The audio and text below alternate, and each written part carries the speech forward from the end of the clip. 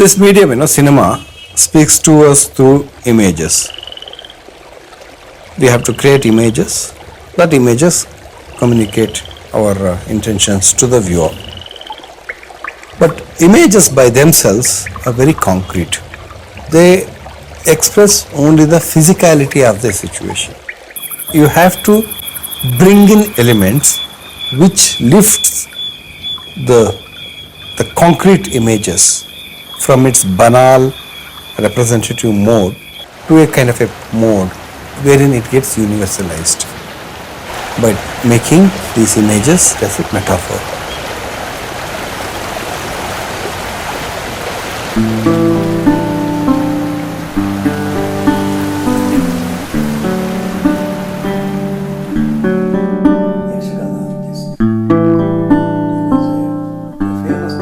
If you want to express yourself, because you are a social being and you always want to interact with the society, how do you interact? Some people use the language, verbal language. Some people use writing, some people use paint, some people use music. I'm not good at any of these things. Somehow I know that I can communicate through this language of cinema. It's a language of cinema. I can't communicate through language of literature, words. But I can't sing, but I can do films. I'm not interested in telling a story. I'm trying to give my worldview or my reaction to the existing situation. Sharing one's worldview.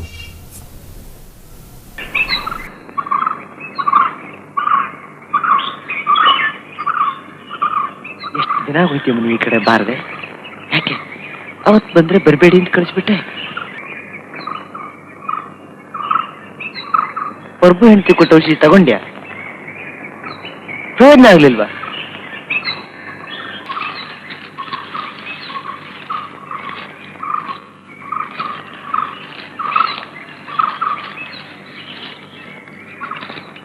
ಹೆದರ್ಬೇಡ ಇದೆ ಹೆದರ್ಬೇಡ ಮನೆ ಈ ಕೇಳಿ ಮನೆ ನಾ ಇದೇನಲ್ಲ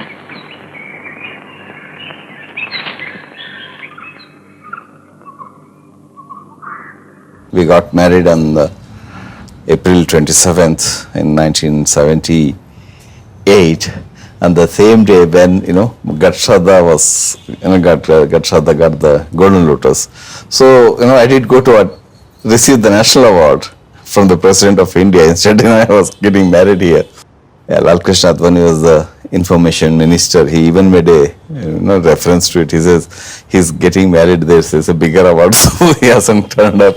निर्णायक मंडल का विशेष पुरस्कार special jury award संयुक्त रूप से दिया जा रहा है film Anant Murthy not a biography but a hypothesis के लिए जाने माने सुप्रसिद्ध निर्देशक गिरीश कासरवल्ली को Rajat Kamal. This is Girish Kasaravalli's 15th national award. The special jury award goes to Girish Kasaravalli for the clarity and insight with which he looks at the works of Anantamurthy, one of India's finest writers, whose work carries exceptional social significance. Dr. Girish Kasaravalli, Film Nirman.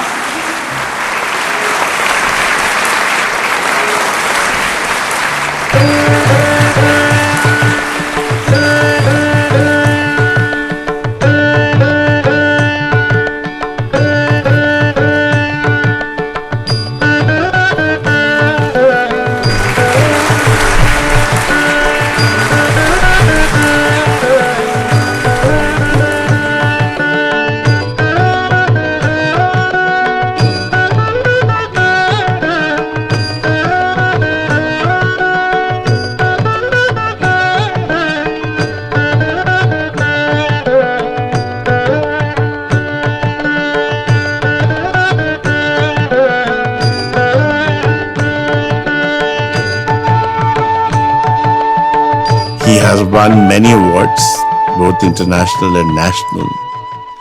And one looks forward each time, whenever there's talk about Kannada film, my own interest is to find out whether there's a film by Girish Kasaravalli.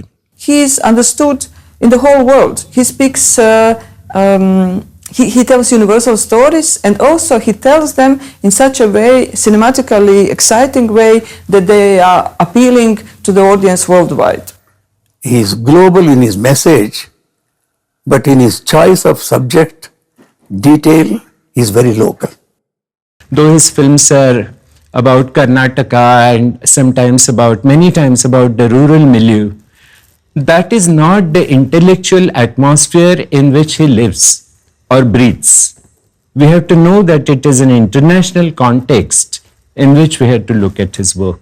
I think that Girish is not only a director who can be placed on the top of the Indian scene, but I think he can be placed really among some 100 best cineasts, authors of the world cinema scene.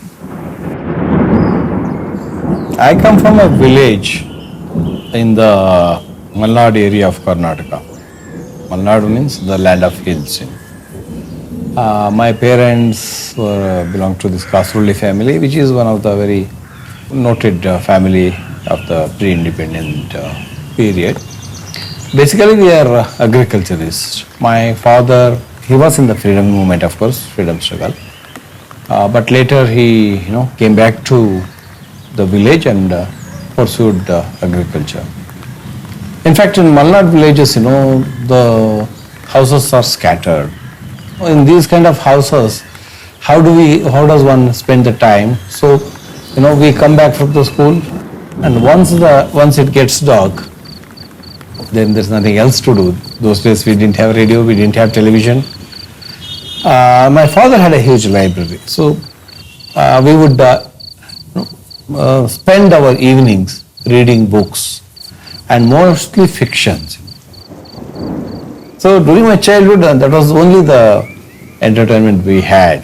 Otherwise, apart from that, was Yakshagana was our, if you can call that entertainment. We all would go and then, peep from behind the thatched roof and see how they put on the makeup. Absurd situations are there. A man, sitting with a lungi and smoking beedi and putting on the costumes of Draupadi and, all such kind of thing, And but the smell of the paint, which makeup, that's makeup material, the costumes, that always fascinated us. Somehow the sound of the chande, fascinates me even now.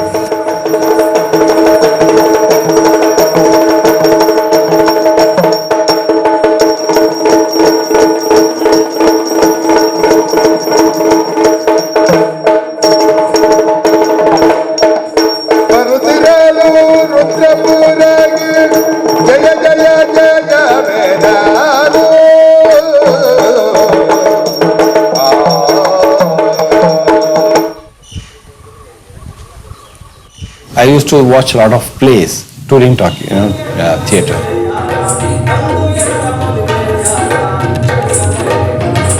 Somehow I thought cinema can never reach that height, that excellence. But later what happened, a uncle of mine, K.V. Subbanna, he was basically a poet and a socialist. In Karnataka, he is considered one of the very important thinker. He went and did a course in film appreciation in 1967. I think that's the first batch. The whole, village, the entire community, relatives were all surprised that why did Subbanna go to, after all, a poet like Subbanna, and, doing a course in cinema, which is, very low art. And so I also went to, uncle's house one summer. And then when I asked this question, he said, no, cinema is a great art. And then, my interest in cinema, started. I am basically a pharmacist. I did my BA Pharmacy, passed out with a distinction. Then I went to Hyderabad for training, In Hyderabad for two months, I got to see Pratidvandi, Bhuvanshum, Aparajito, Uski Roti, films like that. I started wondering, what are these? These are totally different kind of films, I'm never exposed to this kind of. I started liking these films. It was a time when I also saw an advertisement in the paper Film Institute is calling for, applications. I applied. I never thought I would get in also because I hardly knew anything about cinema. If they had asked me who is Kurosawa, who is Bergman, I wouldn't have written. I wouldn't have been able to. Even if you have asked me who is Mayakovsky or who is Tchaikovsky, who is Pushkin, I couldn't have, because I am basically a science student. And they have two papers, One is written test, the other is Vivovosi. In written test, I was really scared. I don't know what. And then I opened those and they said, what are enzymes? that's my area. I said, I'm a pharmacist. You were asking me that question. I wrote a lot of answers on, whole thing in the enzymes, and got in.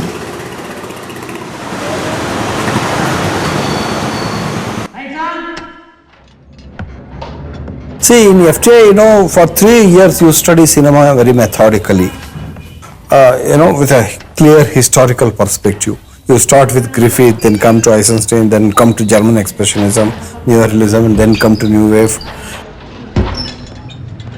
As we went on seeing these kind of films, there are certain phases in the history of cinema which impressed me a lot.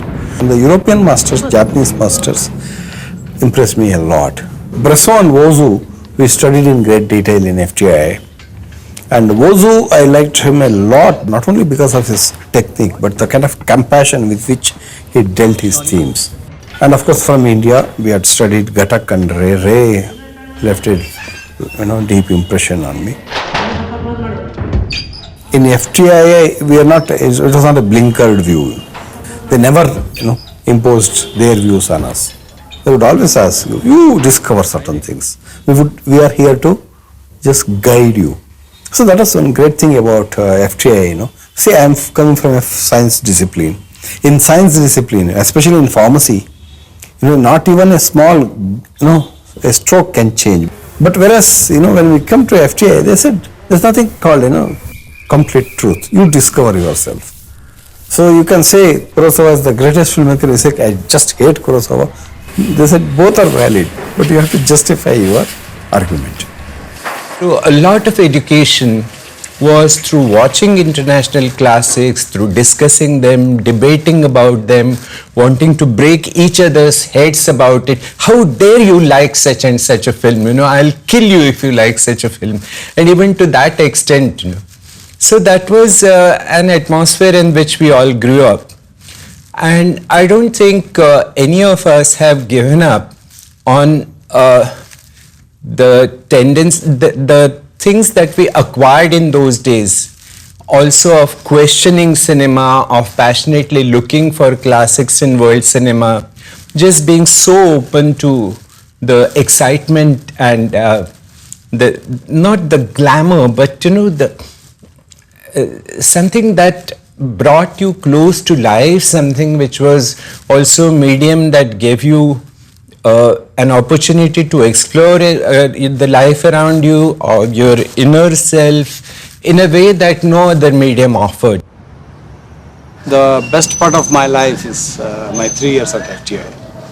If I get a chance to relive a small fraction of my life, I would prefer to relive FTI days. One of the very important space in FTI is this wisdom tree. I don't know who named it. It's after all now it's a normal mango tree. But why it became an important space is it's like a plaza in a small town, where if you have to cross from one another end to another, you have to pass through the plaza. And so that became a space where people interacted. Even at midnight, if you come here, you are certain to see one person or the other sitting here and giving a huge lecture on cinema. It could be people like Manikaul or Kumar Shani, or it could be some of our own contemporaries quarreling over a film. It's a place where we discuss cinema. So we would have coffee, a cup of tea, come here, sit here, drink, and then give you back tea. So sometimes, when the quarrel, when the debate is very strong, we also used to break glasses. That's the only show. I was lucky enough to do his diploma film in the Film Institute called Avshesh. Of course, it went on to win some awards and things. I think his diploma film itself was a very good example of his filmmaking technique. One could see the talent right from there. How he has managed to combine different locations and weave them together into one. How he has followed the character development of this little child. And the takings were so very simple. Very clean, simple takings, without the fanfare or too much, self-absorption. I think that quality still endures in his films, and one could see it even there.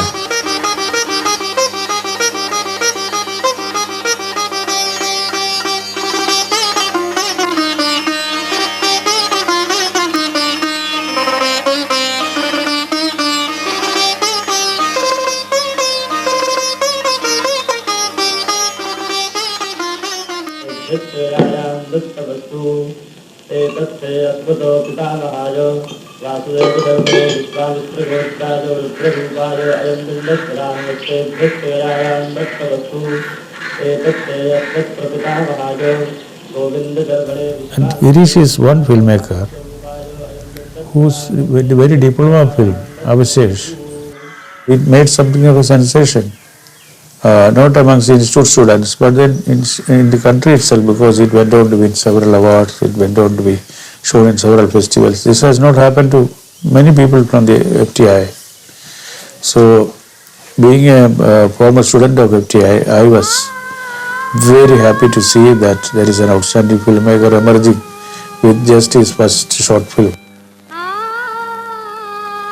Before making Avashesh, I assisted V.V. Karan for Chomanadudi. I happened to meet Ramchandra, who later became my cameraman for 8 of my films. And with him, I developed a very cordial relationship. And Sadanand Soran at that time was thinking of making a film, so he approached Ramchandra to do the camera work, and he was looking for a good associate director. Then Ramchandra recommended my name. But by then I had already done 3 films, and I wanted to get into, independent. I wanted to become an independent director. Then he wanted to know what is the subject, and I said I am working on Anantamurthy's short story Gata Shraddha. He said, is the script ready? I said, it's ready.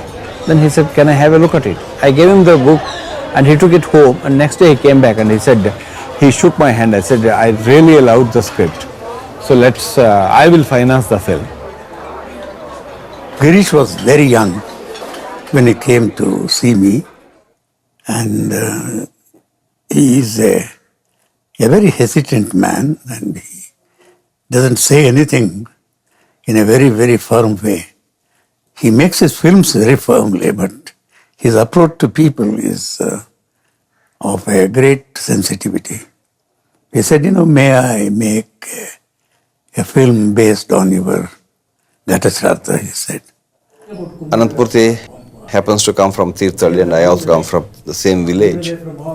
So the lot of the milieu and the characters, I was quite familiar with such details.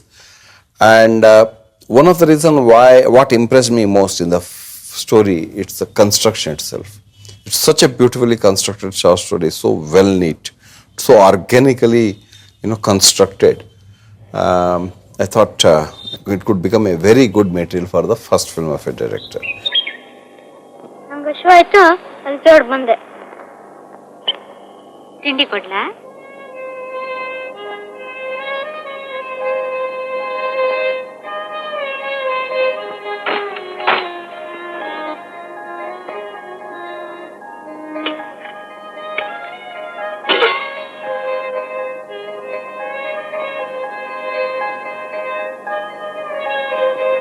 Yamuna,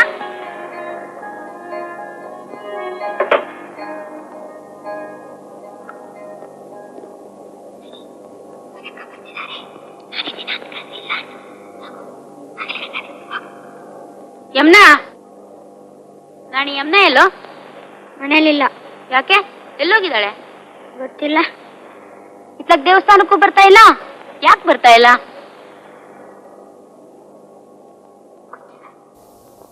Amazing, when I went to his old house, the way the entire house was used, and the river, and then the child, everything. They're the only film where I feel what I have written has been enriched. There is something more than what I put in my story. So Girish is a potential Kannada writer. When I read a story, even if it's a story of a great literary merit, and if it doesn't, give me some feeling that it can be made into a good film, I won't touch it. And even if the people say it's a very bad story, and if I get the feeling that it can be done into a good film, then I take it up. So what I am seeing is not the plot, but the possibility in the plot to make another version of the story.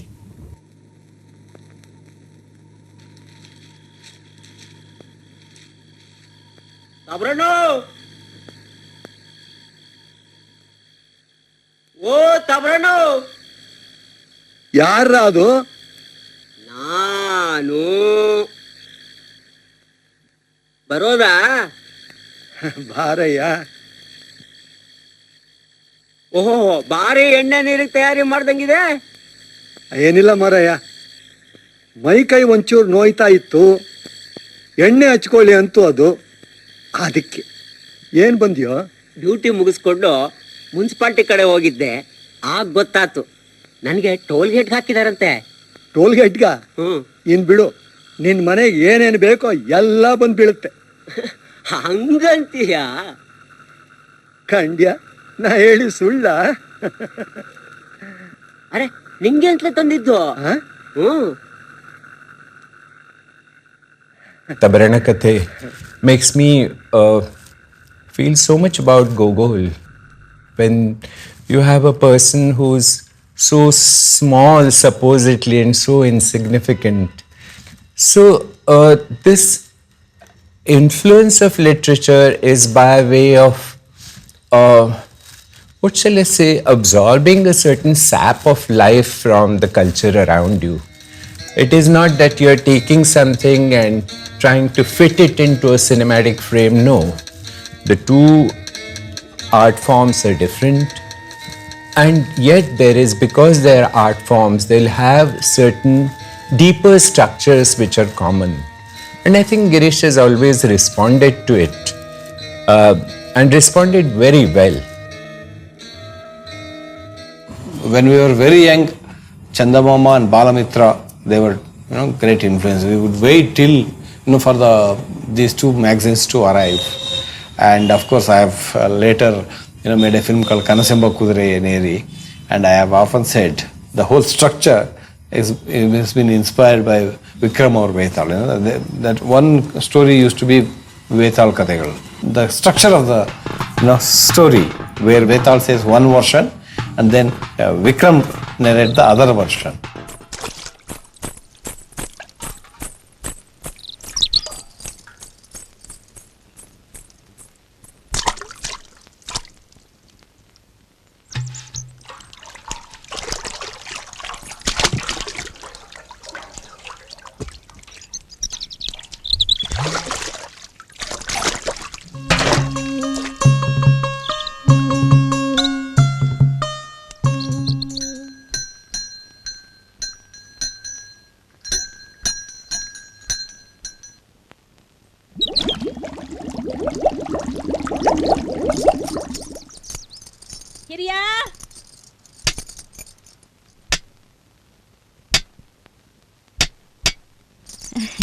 ಹಿರಿಯ ಹಿರಿಯ ನನಗೊಂದು ಕನಸು ಬಿತ್ತೆ.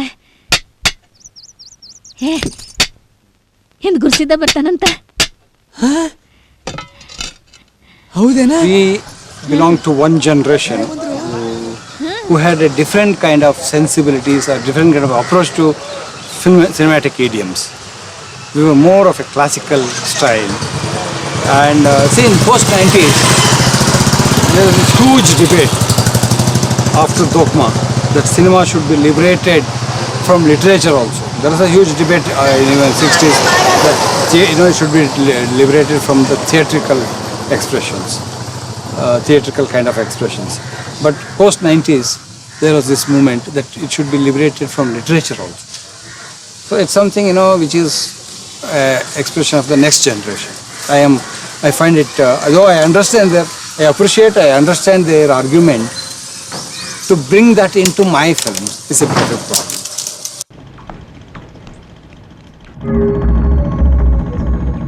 I've taken liberty with the original short story, and like Gulabi Tigers is a story by Vaidehi. It was set in 1930s.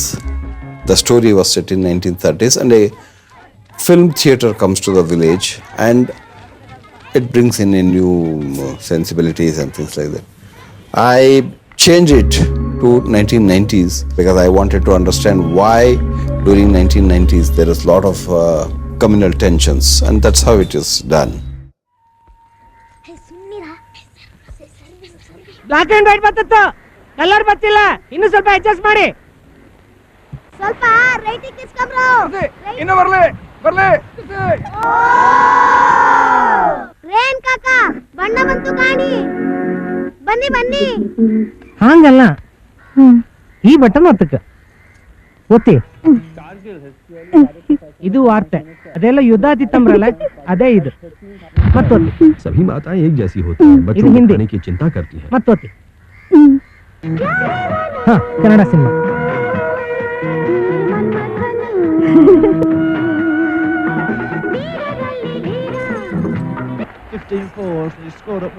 Big cities in harm's way.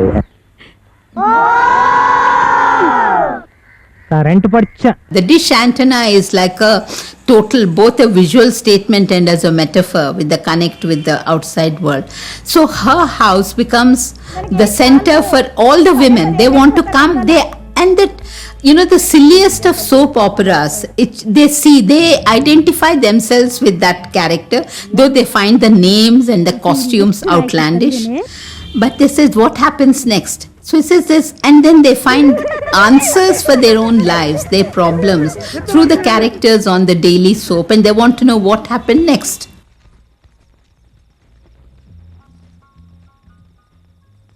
A male director is talking so much about psychology of a female in his films, and talking with success, and telling complexity of his character's understanding of the world, of his character's position. Because if you would analyze several of his films, in the main role is a woman. Many people have been asking me why the women characters in your film are so strong. I said it is directly influenced by Kannada literature. And also the milieu in which I grew up in. I'd seen a lot of women actually in the houses. ಇದ್ರಲ್ಲಿ ಯಾವ್ದಾದ್ರೂ ಒಂದು ಮುಟ್ಟು ಏನೋ ಅದು ನೀ ಮುಟ್ಟೆ ಹೇಳ್ತೀನಿ ಹೋಗಲ್ಲ ಇಲ್ಲಿ ನೋಡಿ. And in those traditional houses, you had these three different spaces. One space for mother, one space for father, which is the front yard, and then we used to have the middle portions where the children would, assemble. We had very easy access to kitchen, which is a mother's space, but not to father's space, which is the front office space. Whenever we had anything, to be sorted out, we would go to mother rather than to the father. Otherwise, we spent most of our times, the brothers and sisters, we spent our time together. ಗೊತ್ತಿಲ್ಲ ಕಣ್ರೋ ಅಜ್ಜಿ ಸವಾಸ ಮಕ್ಳಿಗೆಲ್ಲ bundle ಕತೆ ಹೇಳಿ ಹೇಳಿ ನಗಿಸ್ತಾರ ದೊಡ್ಡವ್ರ ಜೊತೆಗೆ ಮಾತೆತ್ತದ ಜಗಳ ಕಾಯ್ತಾರೆ ಊಟಕ್ಕೆ ಮೊದಲು ಮಡಿ ಅಂತಿರ್ತಾರೆ ಊಟ ಆದ್ಮೇಲೆ ಏನಾದ್ರೂ ನಡೆಯುತ್ತೆ. For me personally, sometimes the film set in a particular time frame, maybe a older time frame, and then having an ambiguous kind of a resonance with the present is a very rich work in Girish's films, like Nai and Neralu. Again, he's a 3-generational women's story. Their dead son has been reborn distantly, in northern Karnataka. He just comes there for a visit. And then the sexual frisson between the woman, the widow with her own needs. And there I think this kind of weaving in complexities of character and of the situation is something that Kasaravalli is very good with. That layering of texturing of film for you to get between the frames, so to say.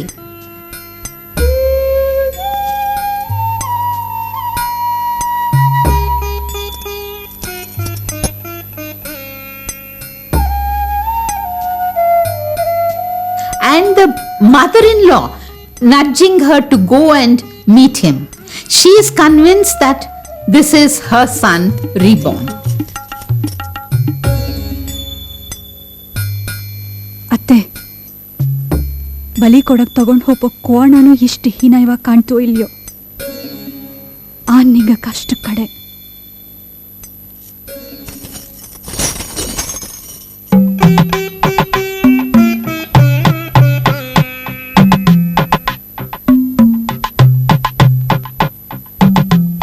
ವೆಂಕು,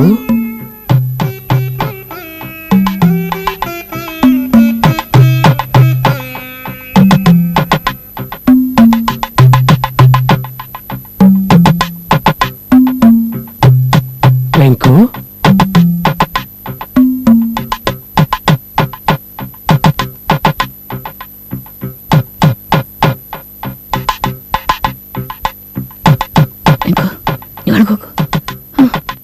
Ananthamurthy once called him the critical insider. He is from inside that Brahminical culture.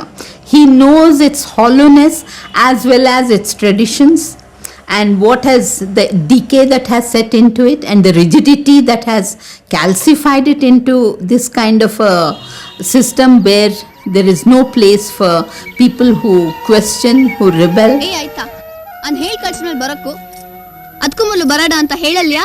ಮತ್ತೆಂತಕ್ಕೆ ಬಂದೆ ಇವತ್ತು?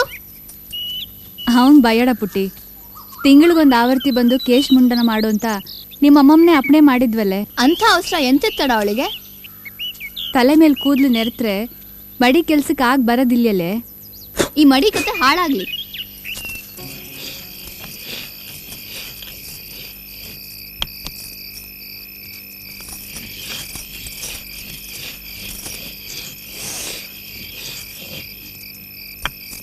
ಈ ಮಡಿ ಮಾಡಿಸ್ಕೊಂಡ್ ದಿನ ಇಡೀ ತಲೆನೇ ಒಂಥರ ಬೆಂಕಿ ಗೊಡ್ದಂಗೆ ಉರಿತು ಮಾರೈತಿ.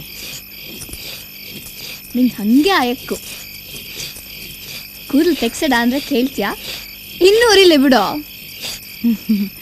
ಶುರುವಾತಲ್ಲಪ್ಪ, ಮರ ಕುಟ್ಕೊಂಡು ಹಕ್ಕಿ ಕುಕ್ಕೋದು, ಕುಟು ಕುಟು ಅಂತ.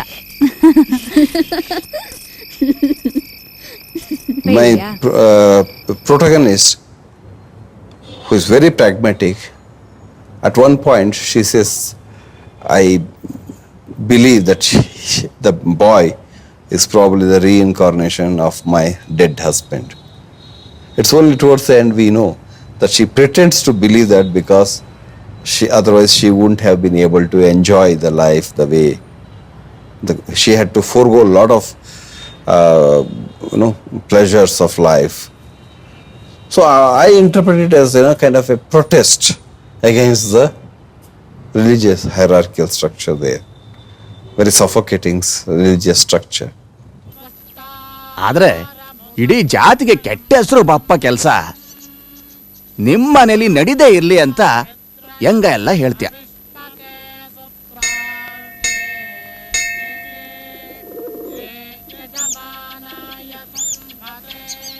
ಇಷ್ಟಕ್ಕೂ ಗಂಡ ಹೆಂಡತಿ ಸಂಬಂಧದ ಮಧ್ಯೆ ಕೋರ್ಟ್ ಆಗ್ಲಿ ದೈವ ಆಗ್ಲಿ ಎಂತಕ್ ಮೂಗ್ ತೋರ್ಸಕು?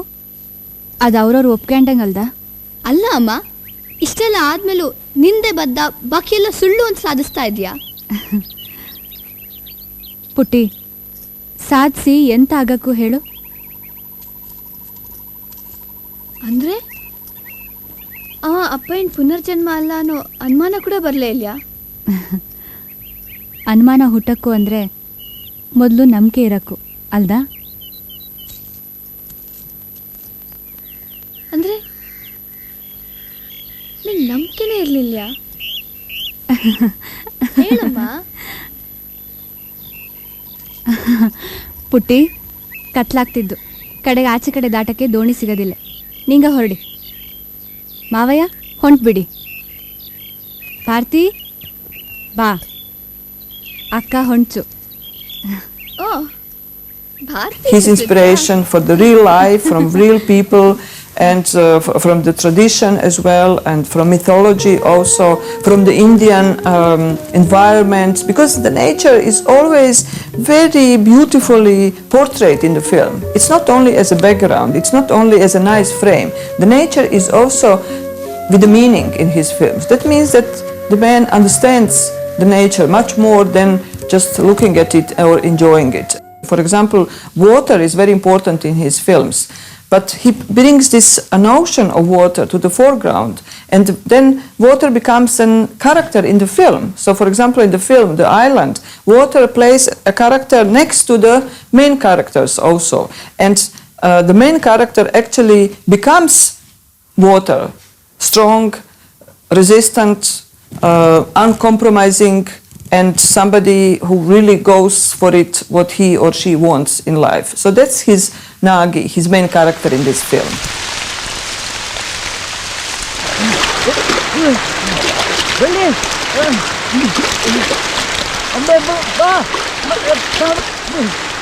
In all of his films, there are these elements that do need certain understanding of the context or deeper understanding. Films are multi-layered and they have complexity. They have complexity dramaturgically, but also there are a lot of metaphors being suggested or openly shown that we as audience should understand. ಹೌದಾ ಕೃಷ್ಣ ಮುಳುಗೋಗ್ತೋ ಏನೋ ಹೋಗಿ ಕರ್ಕೊಂಬನ್ನಿ. ಅಯ್ಯ ಸುಮ್ಮನಿರೆ, ಅಲ್ಲಿ ಆಳದ ನೀರಿಲ್ಲ, ಕಾಲು ನೆಟ್ಟಿಗೆ ಮಾಡಿದ್ರೆ ನೆಲ ಸಿಕ್ಕತ್ತೆ. ಎಂತ ಕುಶಾನೆ ಅವ ಸುಮ್ಮನೆ ಹೆದರ್ಕೊಳ್ತಾ, ಸ್ವಲ್ಪ ಹೆದರ್ಕೊಳ್ಳಿ ಬಿಡ.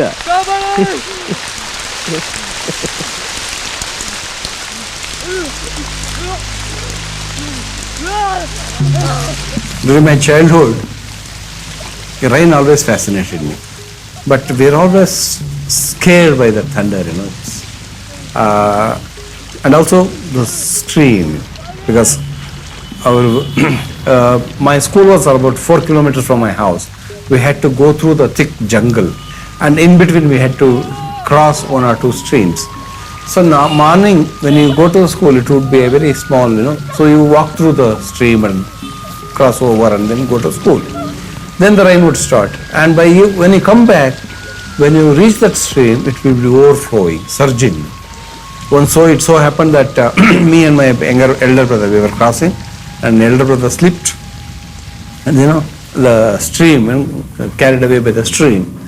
Of course, he went ahead and then caught hold of some plant there, and then he came up.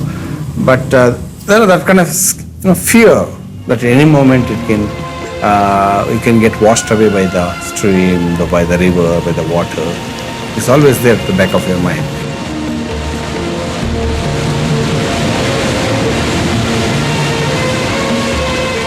At the same time, rainy season is one, when you see greens all over. The leaves and the grass becomes very fresh because all the dirt that is settled down on it during this summer get washed away. It all looks so fresh, and it's a very kind of a very thrilling experience to walk with bare foot on the grass, just for the feel of it.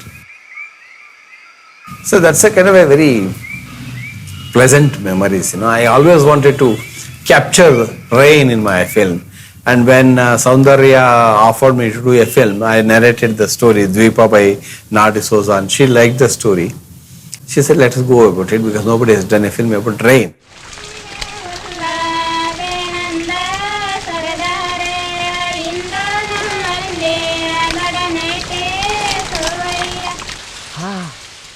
When I went to shoot the film, it was one of those very, very, beautiful memories. I still have the shooting of that film, because we had to shoot the whole film in rain and the water.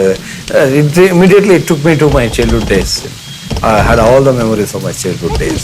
ಆ ಬಾಗಲ್ ತೆಗಿಬೇಡ್ವಾ? ವಾಸ್ತು ಬಾಗಲ್ ದಾಟಿ ಒಳಗ್ ಬರೋಕಾಗ ಅಂತ ಹಿಡನ ಗಿಡನ್ ಹೇಳಿರೋ. ಖಾಲಿ ಮನೆಗೆ ಹೋಗಕ್ಕೆ ಎಂತ ಮಜಾ ಇರುತ್ತೆ.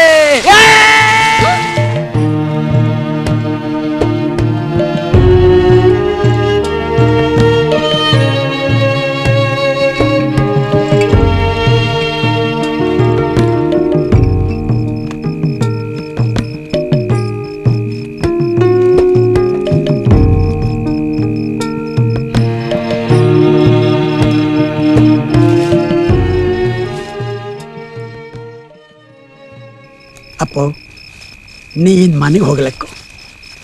ರಾತ್ರಿ ಇಡೀ ನಾನೇವ ಮಾಡ್ತೆ. ಸೀತಾ ಪರ್ವತ ಮುಳುಗಿಸ್ತಾರಂತೆ, ನಮ್ಮ ಮನೆ ಮುಳುಗಿಸ್ತಾರಂತೆ, ಮರ ಗಿಡ ಎಲ್ಲ ಮುಳುಗಿಸ್ತಾರಂತೆ. ಒಂದನ್ನು ಮುಳುಗಿಸ್ತೇ ಇನ್ನೊಂದನ್ನು ಬೆಳೆಸೋಕ್ಕಾಗಲ್ವಂತೆ. ನಾನು ನಂಬಿದ್ದೆ ಏನು ಹೇಳುತ್ತೆ ಕೇಳ್ತೆ. ನೀ ಹೋಗು.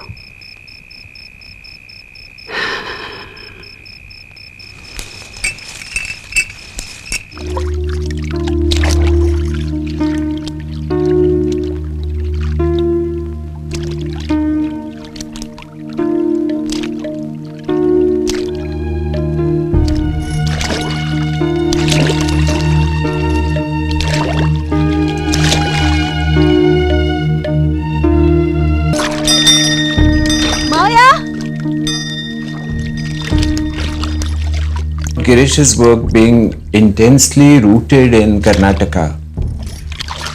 It's not rooted in the sense of just the surfaces of Karnataka or the languages of Karnataka. There are certain traditions, universal traditions of theatre. Like take the idea of a mask. Mask is something which is very different from a character. Character is something that has come into literature, into theatre or cinema, with the coming of realism. But in mask, like you say that the character in Yakshagana is a mask. So Girish is also fascinated by the idea of a mask, the relationship particularly between the mask and the individual. So his film Bannada Vesh, which is about a Yakshagana actor in which he is playing an evil character, and it becomes so successful that when he curses, people seem to be falling in. So it's transformation from acting a role to actually becoming that role.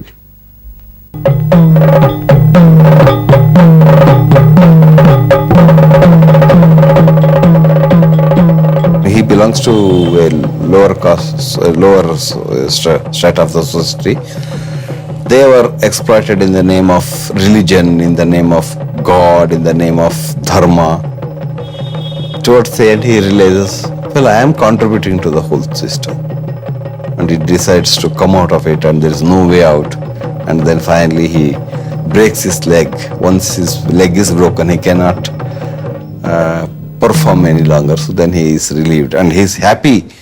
And everyone is surprised when he starts laughing, because they think, such a major actor he was, and then such a big tragedy. But this man he gets the feeling that he's liberated now.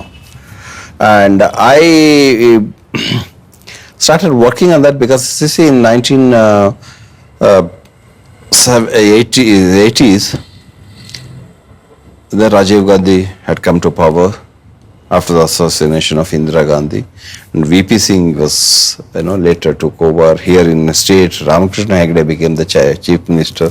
They were all playing with their image, They try to create an image, the Mr. Clean.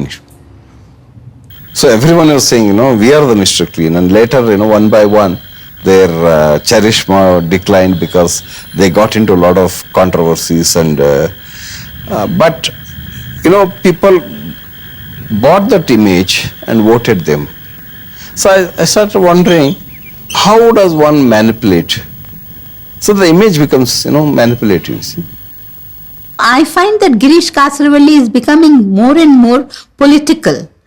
Earlier, political was like, in the broadest sense. Now he is taking on the political question in its more modern setting, and in a more contemporary way, because we are grappling with these problems right now. So you find that even in Hasina.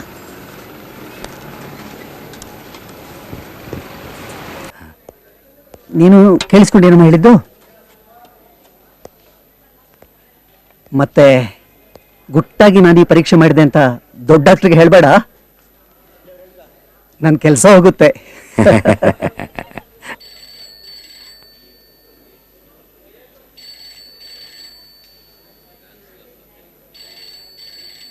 ಇದು ಹೆಣ್ಮಗು ಕಣಯ್ಯ. ಹೆಣ್ಣ?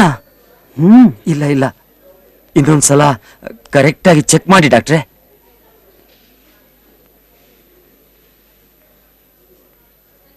ಇಲ್ಲ ಇಲ್ಲ, ಇದು ಹೆಣ್ಮಗುನೇ. ನನ್ನ ಪರೀಕ್ಷೆ ಸರಿಯಾಗೇ ಇದೆ. ನೀನೇ ನೋಡು. ಡಾಕ್ಟರ್ ಸಾಬ್, ಬಸ್ರಿ ಹೊಟ್ಟೆ ನೋಡಿ ನನ್ನ ದಾದಿಮ್ಮ ಹೇಳ್ತಿದ್ಲು, ಈ ಸಲ ಖಂಡಿತ ಗಂಡ್ಮಗು ಹುಟ್ಟತ್ತೆ ಅಂತ. ಅವಳಿಗೀಗ 80 ವರ್ಷ. ಇಲ್ಲಿ ತನಕ ಅವಳ ಮಾತು ಸುಳ್ಳೇ ಆಗಿಲ್ಲ. ನೋಡಪ್ಪ, ಆ ಮೆಷಿನ್ ಬೆಲೆ 10 ಲಕ್ಷ. ಅದು ಹೇಳಿದ್ದು ಇಲ್ಲಿ ತನಕ ಸುಳ್ಳಾಗ್ಲಿಲ್ಲ.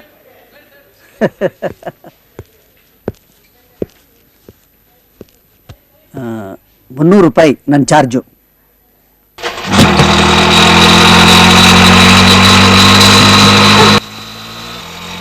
In 1989, India hadn't opened its economy yet. But somehow I read the Dunkel draft. I also heard people like Rajiv Gandhi, talking about leaping to 21st century. This word leap, really scared me. Because you see, in the moment you leap, you are keeping some people behind and taking some people with you. Money is about that, The house becomes a metaphor in the film. नमस्कार, मेरा नाम Rajshekhar KS. मैं S&W को में काम करता हूं, work supervisor. गांव में ही पला बढ़ा. शहर की बात और है. यहां आराम है, शांति है, इसीलिए यहां आया हूं. पर अभी घर नहीं मिला. उधर एक मकान. I am sorry.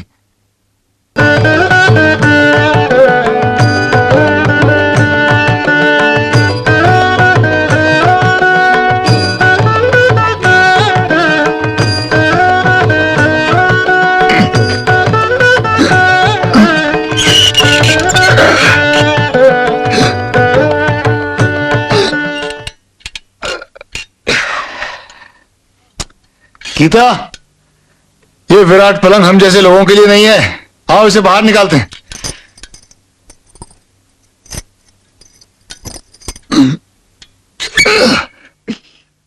I was actually looking for a bed which looks at one level as a monster, but at the same time it's a space where husband and wife spend their most intimate time. It looks like somewhere they're caught in a web. In 1997, I started questioning this, what it really means to us, this 50 years of independence. And then I came across this novel by Ramsha Lokapur. And I thought it can be, with a little modification, it can make a scathing, incisive this indictment on this 50 years. It doesn't talk about 50 years, it talks about the first 10 or 12 years of Indian independence. It starts with the death of Gandhi and ends with the death of Nehru. And that's a very crucial phase when a lot of changes took place. And that actually gave me the foundation for, the free independent India. So I thought a film like Taisaba would be very appropriate for that period.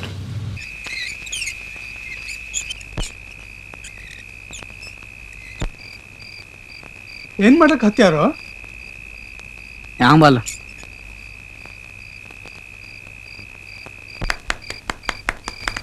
ಎದಕ್ಕೆ ಸಂಭ್ರಮ?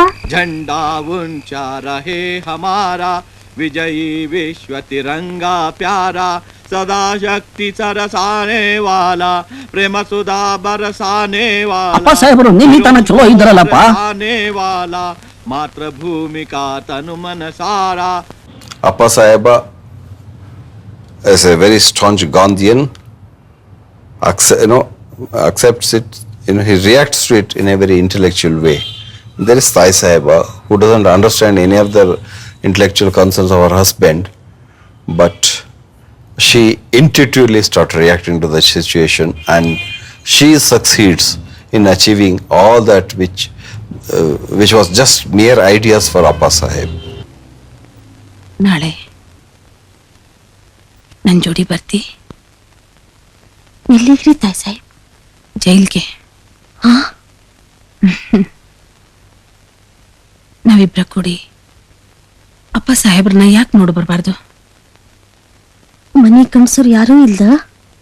ಯಾರನ್ನೂ ಕೇಳೋದು ಬೇಡ, ನಾವಿಬ್ರ ಹೋಗೋಣ.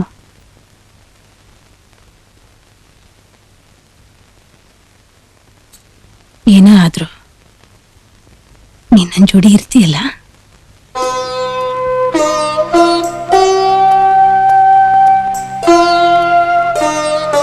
What is so crucial about Dai Sahiba is it's like a parallel journey of a woman's journey into liberation of the mind and the Indian history from independence struggle, and it reaches to the Nehruvian age.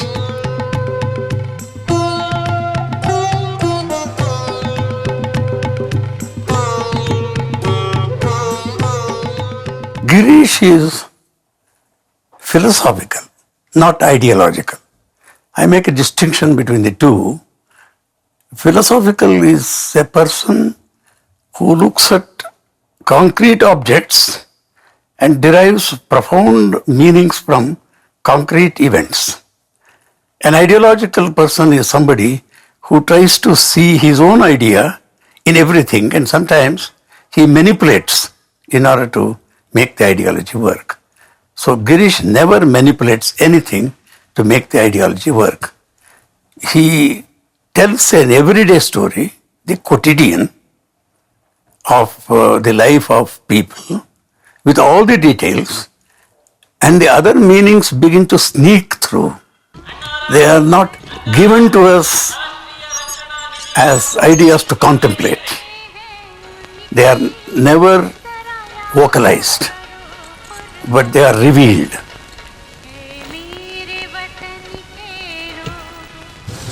I want you, the viewer, to introspect what you are saying. I don't want you to totally sit back and accept what I am saying. It's a kind of a dialogue where I say something and you have to question me, you have to question yourself. And so then it's not a manipulation in the strict terms of the science, because I am only instigating you to think. So ultimately, in his case, although he is conversant with Marx, in his own way, Gandhi triumphs. The way he goes about telling his stories. ನಮಗೆ ಈ facts ಅಷ್ಟು ಮುಖ್ಯ ಆಗಲ್ಲ, drama ಬೇಕ್ರಿ, ಅದಕ್ಕೆ ಬದಲಾವಣೆ ಇಲ್ಲ, ಗೊತ್ತಾಯ್ತಾ? ಆದ್ರೆ ಅದು ಸತ್ಯಕ್ಕೆ ಅಪಚಾರ ಅಲ್ವಾ ಸರ್? ಮೊದಲು ಸೀರಿಯಲ್ ಮುಗೀಲಿ, ಆಮೇಲೆ ಯಾವುದು ಸತ್ಯ ಯಾವುದು ಅಪಚಾರ ಅನ್ನೋದ್ರ ಬಗ್ಗೆ ಸೆಮಿನಾರ್ ಮಾಡೋಣ. ಈಗ let's get on with the shoot. Okay, get up, up, up, up, up, up, up, up. In all of his films, you can find this kind of a concentrated decoction of the entire theme in one or two shots. If you carefully look for it, and they are dotted all over the film. It is not just that one shot I am saying. For instance, in Kurmavatara, if you take a look at the whole film, the whole film is centered upon the loneliness of this protagonist, who is left high and dry as he pursues the dream of Gandhiji to become a perfect man. If that is shown so pictorially beautiful in the scene where his son and daughter-in-law have left the home because they are very unhappy with the way he is dealing with things, and he lies down, and then we show what he looks up to, and it is a spider web which is doing a ballet in the air. What more eloquence do you want to say about a loneliness of a man who is going to live in that house forever in his life? There are thousands and lakhs of people whose voices are not heard because they can't articulate their problems for them. Like Gulabi, like Hasina, like Venkat Lakshmi, like Iria, even like Yamunakka. They can't articulate.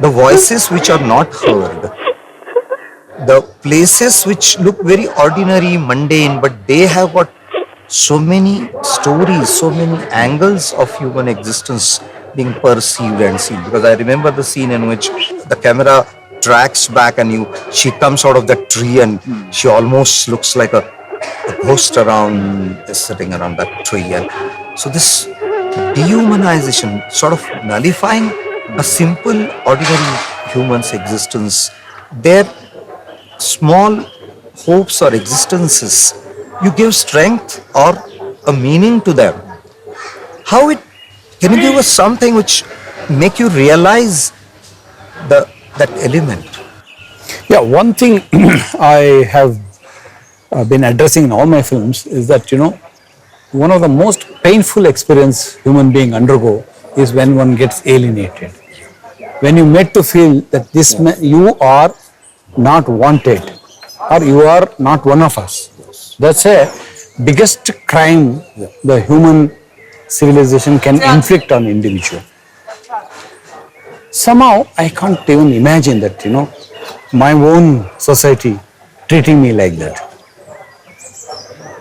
And I come across a lot of people, lot of individuals who have been treated like that.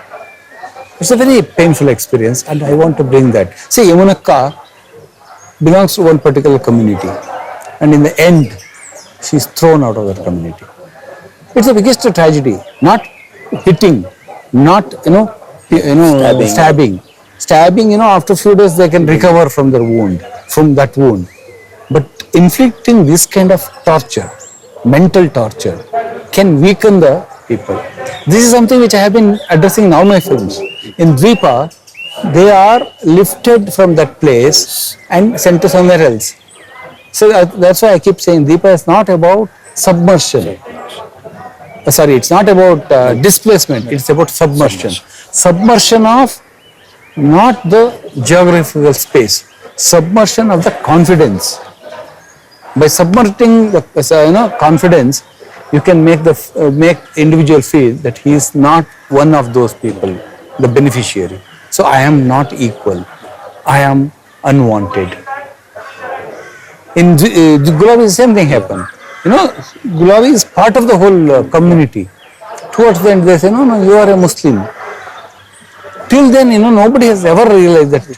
See, they even called her Gulabi, whereas her real name is Gulnabi. They made her part of Hindu by calling her Gulabi. But these people, they kept saying, the people who come from outside, they say, you are not Gulabi, you are Gulnabi. So thereby, they are trying to distance her out of the community, place her out of the community, throw her out of the community. This is a very painful experience. It's there in all my films. This kind of alienating a person from one's, in the name of religion, in the name of institution, in the name of development, in the name of nation building. What right do we have? Because I am part of the beneficiary. I need to ask this question, what right do I have to make them suffer? There is a very deep relationship between his persona, his personality, and his films. That is there in the work of every true artist. But in his work, I think his very humble nature makes him empathize and understand and have compassion for people who are normally overlooked. I mean, you just take them for granted that, okay, here is somebody I pass every day. But Girish is not that kind of an artist. He will notice pain, he will notice sorrow, he will notice a situation in which a person is trapped, and he will try and make a film with that understanding and with no program.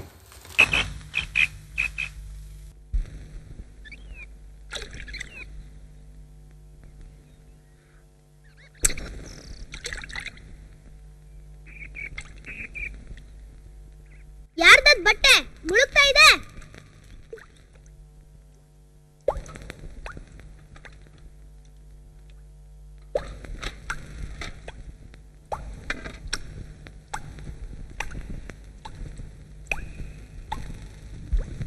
In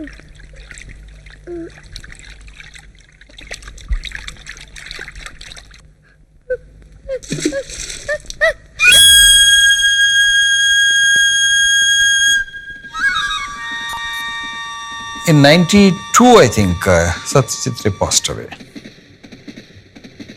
When I heard the news, I was very, very disturbed. I started introspecting. What did he mean to me? Because Pathir Panchali is my all-time favorite, started wondering, what did it mean to me? Why am I so attached to this film? Why am I so attached to Ray and his kind of realism? Then, I wondered, see the whole, the Pathir Panchali, Aparajita is placed in the beginning of the 20th century. Pathir Panchali period is slightly 20 years before that. That is the beginning of 20th century. Now I am in the last decade of the 20th century. What would happen in a similar situation like that? I'm not talking about the exact details, but the relationships. So that all that thing I brought into the film. That's how Kauriya became a reality.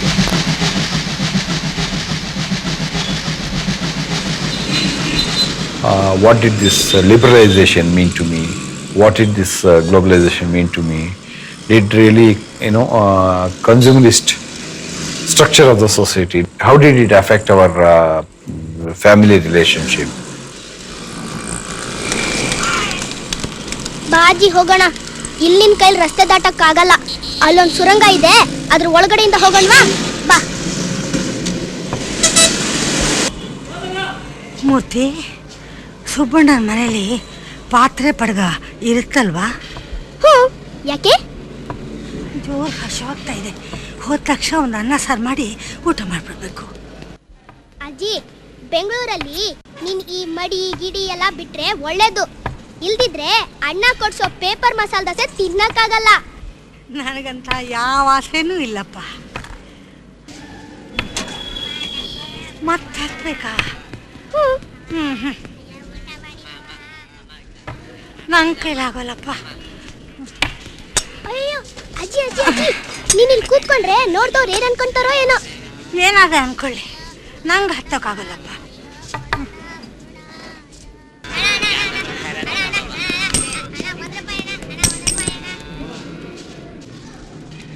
Many of his characters, they are real not because their costume is real, they are real not because the environment is without sets, but there is something within them that he has captured. So this is the humanist impulse. Realism is just not filling up local detail. Like in India, there is a tendency now to use hidden cameras and shoot on real locations. That's not realism. Realism is a complete idiom which permeates. It's an attitude that springs from humanism. And it is necessary that we evaluate Kasaravalli's work with respect to this humanist tradition.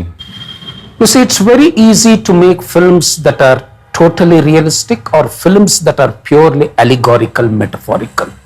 Now, one of the great virtues of Girish's films that it's from realism, that without losing sight of its realistic base, that he journeys, that he carries the realistic frames into metaphorical levels. He thinks of every detail, every small detail doesn't escape him. And these details are all significant details. ಅದ್ರಲ್ಲೇ ನೋಡ್ತಿದ್ಯಾ ಅಜ್ಜಿ? ಈ ಜಾದು ಪೆಟ್ಟಿಗೆ ನನ್ನ ಪ್ರಾಣನೇ ಇದೆ. ಬಾ ತೋರಿಸ್ತೀನಿ. I use the word significant detail from Henry James. He says if you are a novelist, you are describing, say, a table, you should be able to make that table the table by looking at one detail which defines that table rather than any other table. I have seen it in every one of his films. There is not a single film where you see that he is not authentic. He may have succeeded, not succeeded, but he is authentic. ಈ ಅಡಿಕೆ ಕತ್ತಿ ನೋಡು, ಯಾವ ಕಾಲದ್ದು. ಆಮೇಲೆ ಇದು ನಿನಗೆ ಗೊತ್ತು. ಇದರಲ್ಲಿ ಏನಿದೆ ಹೇಳು? In cinema, you can't fake things. If you are showing Gatashraddha, you can't, do something, very hodgepodge and say this is Gatashraddha. No, you have to be very authentic. That is both strength and, limitations of the film medium. That you have to have all the details correct. Otherwise, it will look fake.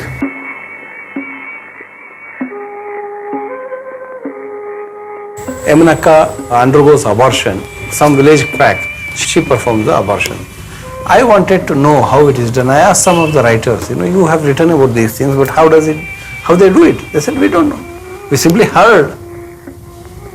But we can't do that. So I have to go and, find out a person who, like in my village, there was one person who used to do these kind of things earlier. So I asked her how it is done. So she gave me all the details. So I had to write it down and then, call her when I am doing the scene. And she has to okay it. Though I am the director, she has to okay it.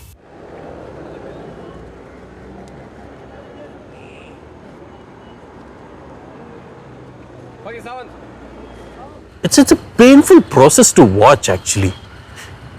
Because you see him get up every day and you see him working on it and he's going point by point by point. But you see the result on screen and you think, okay. So all that pain and effort went into making this.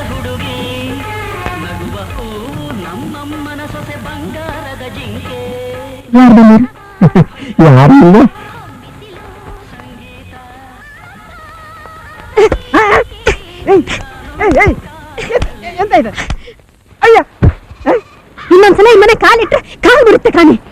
I remember as a child, every time he wrote his scripts, he would narrate it to us, narrate it to my mother particularly. And she was very articulate and very critical of his scripts. And she would correctly point out if this was working or not working. He would take whatever her suggestions were very seriously. She's very involved in his films throughout. Even in her last stages, when she could not walk and everything, she dubbed for Nayan Nerlu. So I would say there was extremely good, what do I say, a very nice relationship that they shared.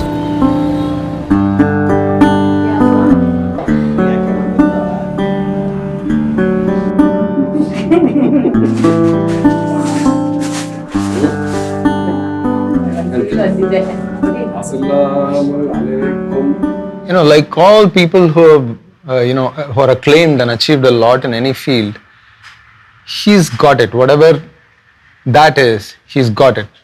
But he's also someone who doesn't take it for granted. He puts in the hard work, he puts in the preparation, So his pre-production work, script work, preparatory work, location hunting, all of it, he is thorough. He had gathered a few saris and some of them the border color was right but the body color wasn't right, and in some it was the other way around. So he himself sat and dyed those saris. You can imagine the kind of work he does, the kind of homework he does. I don't think any director would do that sort of thing. He's that particular. He carries a small notebook in which, each shot is written in separate pages and with all details, not just not just about what angle and what kind of camera movement, but even about the post details also, like where the sound will fade in, what kind of sound, and where it's going to fade out, and all those things. So it's very detailedly worked.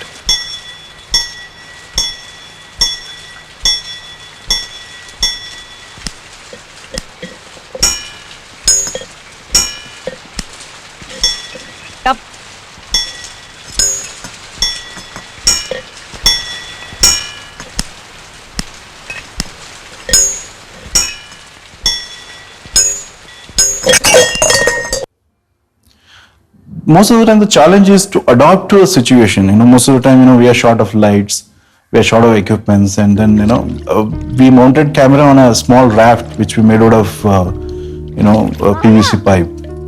on which I was sitting holding a camera, and then the boat was pulled by two other guys who were swimming because the main actress, the actor Soundarya didn't know how to row the boat, so the one was pulling it with the binding wire,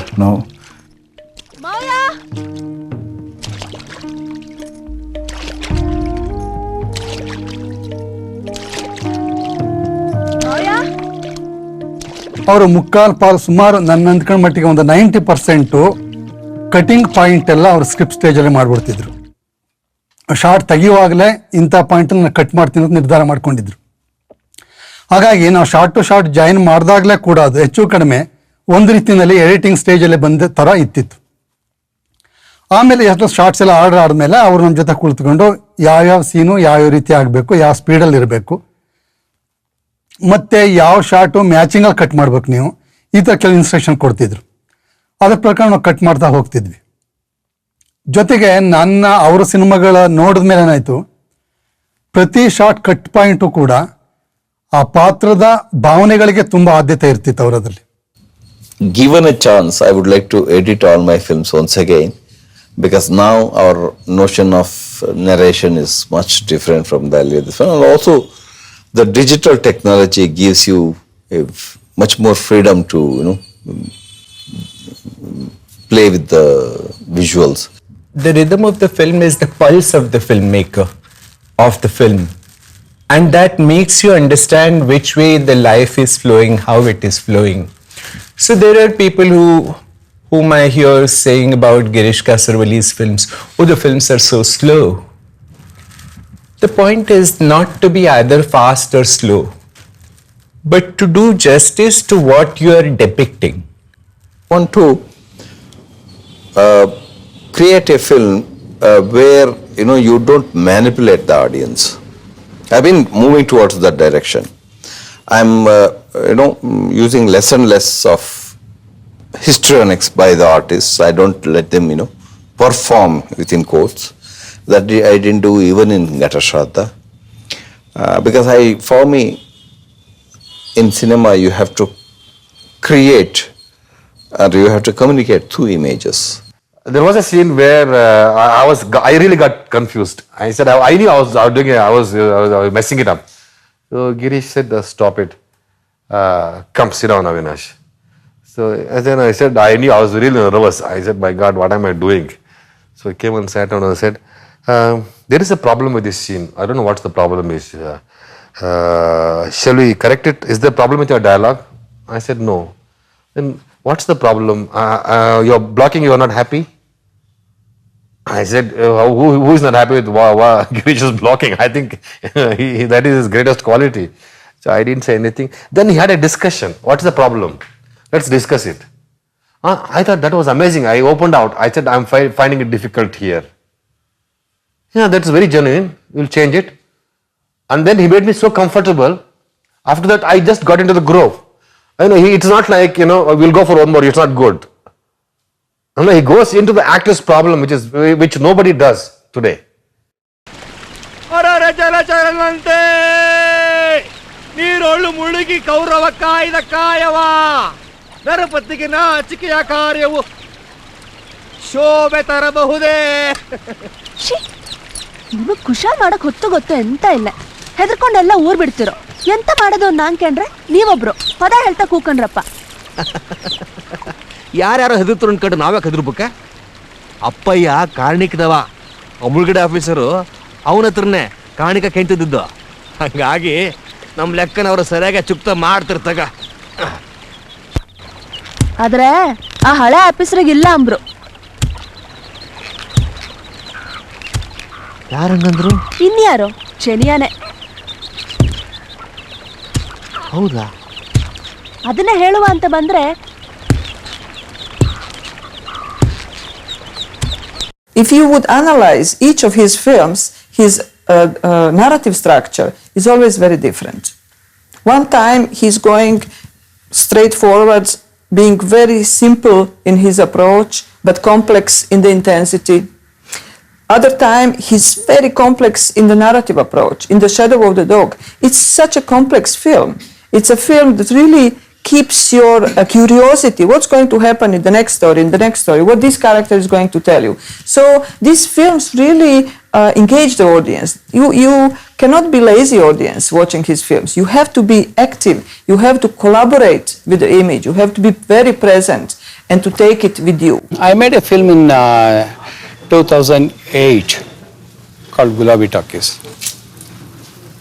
I've used a style which was quite different from my earlier film, because I always considered that as a kind of a political expression, because that was also the time when I read a small interview by one of the Latin American filmmakers, I don't remember who. He used a phrase which was very fascinating. It's a huge dialogue, it is a material for a great dialogue. He said Hollywood is making perfect films, and they're saying that we are the people who can make perfect film. What is this perfection? Who decides which is perfect? So this is the kind of notion of perfection developed by the developed countries like Hollywood. So he said, I am not making a perfect film, I am making an imperfect film. My film is an imperfect film because this is a reaction to perfect film. So it's a political act, isn't it? Yeah. If you say mine is a perfect film, then I say, okay, I challenge you by calling my film an imperfect film, because I don't want to toe your line. I don't want to toe American line.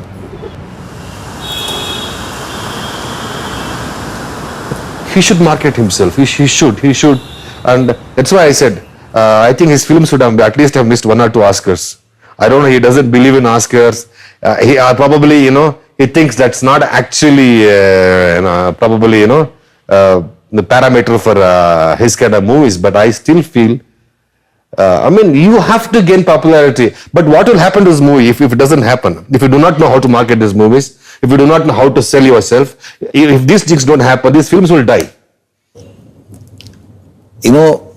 I can only create a product, a work of art, but not good in marketing. I always wished somebody else takes over it, So I am asked to create, and the promotion somebody will take. But unfortunately that is not happening. When was it not difficult? If you wish to make a film outside of the mainstream, it's always been difficult. For regional cinema, it has in fact become a much greater uphill task. Particularly, for instance, I know the problems of the Kannada film industry in the sense that, it's constantly has to fight against popular cinema, not only in Kannada filmmaking, but also from Tamil. And to get yourself into that and then fight against the big guys, who come with so much promotion, all sorts of things like that, stars, all of that, it's very difficult to hold your own. But, in this is the kind of challenge that Girish Kasaravalli has to face each time he makes a film.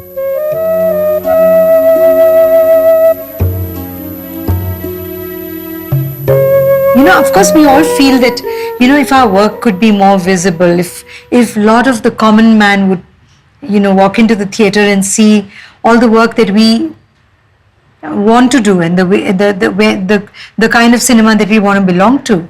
But at the same time, film remains, a film is going to remain. It's a statement of the times that we are living in. You see, it takes courage to do that, to not succumb to commercial pressure. And in a way, it is a bit of I think he's a bit of a rebel in that way, because he doesn't want to do films which he does not want to do. He would rather do films or less films in smaller budgets than give up his sensibilities to do what might be successful.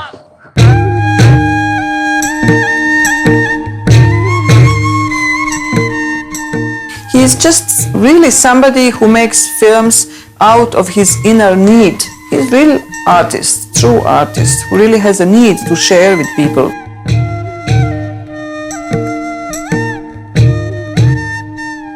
when an artist is doing any work in his field, very often it is not just the point of view of the person, but his entire, how would you say, a summation of his life is also translated into the work and it reaches people. Girish has this quality.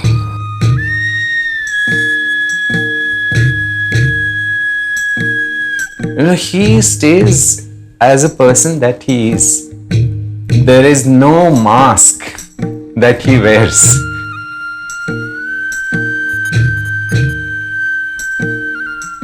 He'll always have his place in Indian cinema history, so he should continue doing what he believes in doing, and that's what's important for all of us, that he keeps making what he believes in.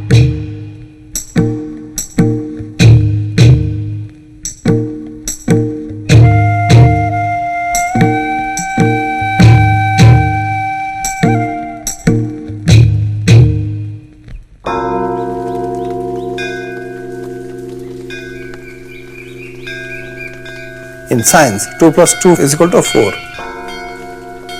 In art, 2 plus 2 is not just 4. You also have to say it is less than 5, more than 3. When you say metaphor, it's there again, it's taken in a very definite sense. Now I'm not talking about that kind of metaphors, that this means that. No, this means this as well as something else.